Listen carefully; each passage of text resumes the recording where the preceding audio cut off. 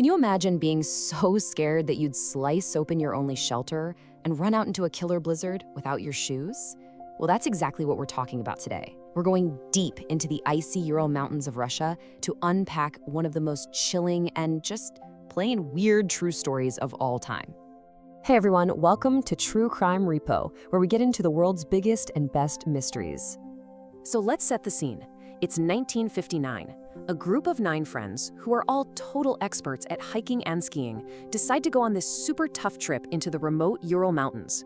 Now I gotta stress, these were not amateurs. They were the real deal, tough, skilled, and totally prepared. But somewhere out there, something went terribly, terribly wrong, and none of them ever made it back.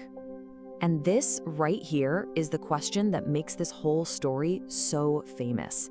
It's baffled everyone for more than 60 years. What on earth could make 9 pro hikers abandon everything, their tent, their warm coats, their boots, and just run out into the freezing blackness? What were they so terrified of? To even begin to understand this, we've got to go to the scene of the tragedy, just like the search party did weeks later. And what they found? Well, it was beyond strange. It was a nightmare. When the search team finally found their campsite, it was on this snowy slope with a really creepy name, Dead Mountain. The tent was all flattened, buried in snow. But here's the part that gives me chills. There were huge cuts in the side of the tent, and when they checked, they confirmed the cuts were made with a knife. From the inside, they cut their way out. And inside, everything they needed to survive was just left there. Their warm coats, all their boots, their food was even laid out, ready for a meal. All their stuff was there, and there were no signs of a fight, no signs of anyone else being there. It's like they just panicked and vanished into thin air. So the investigators followed the tracks. They found 9 sets of footprints walking away from the tent, down toward the woods about a mile away. But get this, some of the footprints were just in socks, some were from a single shoe, and some were completely barefoot. Barefoot in snow that's minus 30 degrees Celsius. It just makes zero sense. So, who were these 9 people who just walked out into the snow to die? It's important we remember them. Let's meet the team. Their leader was a 23-year-old named Igor Dyatlov. The rest of the team were his friends and fellow students. They were all young, super smart, and in incredible physical shape. You know, these were exactly the kind of people you'd think could survive anything that brutal environment threw at them. And here's where it gets even spookier. The mountain they were trying to reach, Mount Outertorrent, in the language of the local Mansi people, the name actually translates to "don't go there." Talk about a bad omen, right? Okay, so the campsite was bizarre enough. But when the searchers finally started finding the bodies scattered across the landscape, the mystery just got deeper and deeper. The clues were unbelievable. The evidence just didn't add up. Most of the hikers had clearly frozen to death, which makes sense since they didn't have their coats or boots. But some had these horrific internal injuries, and their bodies were found all over the place. To top it all off, when some of their clothes were tested, they had traces of radiation on them. What? Let's talk about those injuries for a second. 3 of the hikers had been hit by a force so powerful, it was like being in a high-speed car crash. We're talking crushed chests and fractured skulls. But, and this is the craziest part, there were no cuts or bruises on the outside of their bodies. It was like they'd been squeezed by some massive invisible power. So, when you have a case with clues this strange and no clear answers, you know what happens next. The theories start flying, and for over 60 years, people have come up with some really wild ideas. First up, a Yeti attack. Yep, some people believe the hikers were attacked by the Mank, which is like a Russian Bigfoot.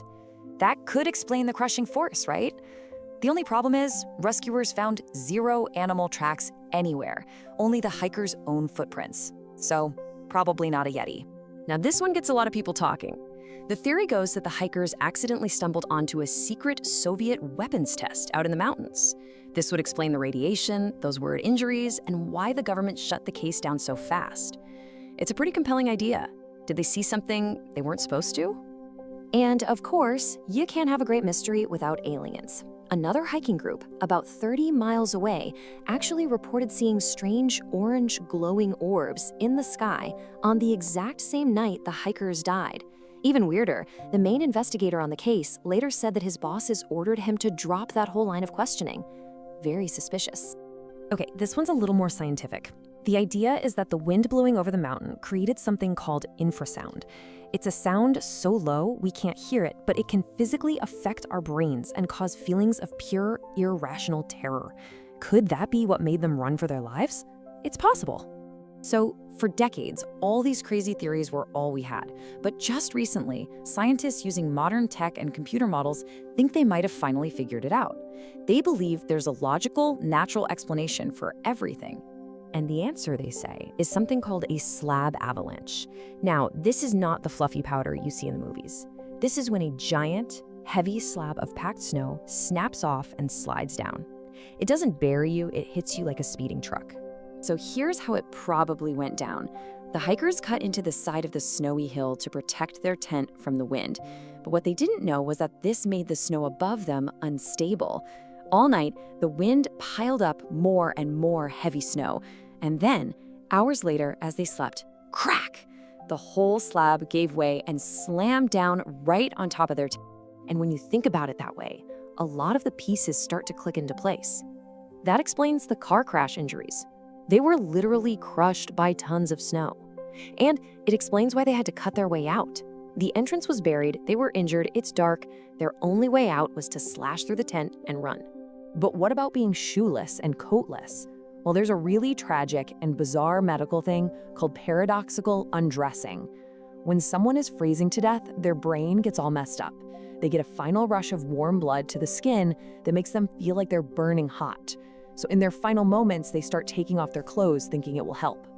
It's just awful. So the slab avalanche theory seems to explain almost everything. It's the best answer we've got. But there's still a little bit of mystery left. The original investigator back in 1959 was told by his superiors to just close the case and make all the files secret, and in his final report, he wrote that the hikers died from an unknown compelling force. Was he just being poetic, or did he know something more? So while science has given us a really good answer, the story of Dyatlov Pass is still one of the most haunting mysteries out there. It's a reminder of how powerful nature can be. But I have to ask you, does the avalanche theory seem right to you? Or do you think that unknown compelling force was something else? Let me know. Thanks for watching True Crime Repo, and don't forget to subscribe.